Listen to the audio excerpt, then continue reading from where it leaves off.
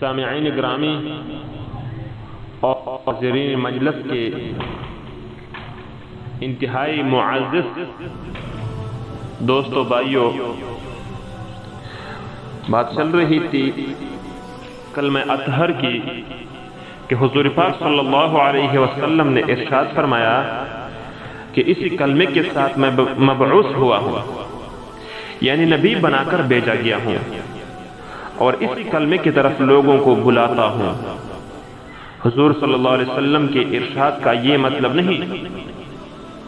کہ حضور صلی اللہ علیہ وسلم کے اس میں خصوصیت ہیں، بلکہ ساری ہی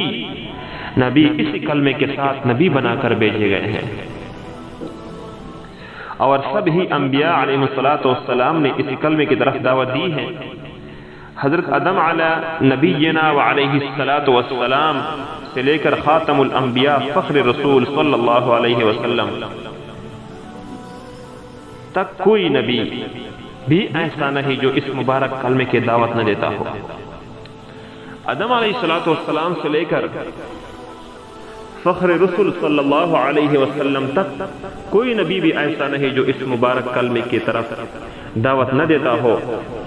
اور اس مبارک کلمے کی دعوت لوگوں تک انہوں نے پہنچایا نہ ہو۔ کس قدر بابرکت اور محترم بشان کلمہ ہے کہ سارے انبیاء اور سارے سچے مذہب اسی پاک کلمے کی طرف بلانے والے اور اسی کے شائع کرنے والے رہے ہیں۔ آخر کوئی بات تو ہے کہ اس سے کوئی بھی سچا مذہب خالی نہیں۔ اسی کلمے کی تصدیق قرآن پاک خود فرماتے ہیں، اور کچھ آیتیں تلاوت کر کے اعوذ باللہ من الشیطان الرجیم بسم اللہ الرحمن الرحیم قل ای شیء اکبر شہادہ، یہ آیات سورہ انعام کے نازل ہوئی جس میں نبی کریم صلی اللہ علیہ وسلم کی تصدیق میں حق تعالی شانہ کی گواہی کا ذکر ہے۔ ایک حدیث میں وارد ہے کہ جب بندہ لا الہ الا اللہ کہتا ہے تو حق تعالی شانہ اس کی تصدیق فرماتے ہیں اور ارشاد فرماتے ہیں میرے بندے نے سچ کہا ہے، میرے سوا کوئی معبود نہیں۔ یہ وہ کلمہ ہے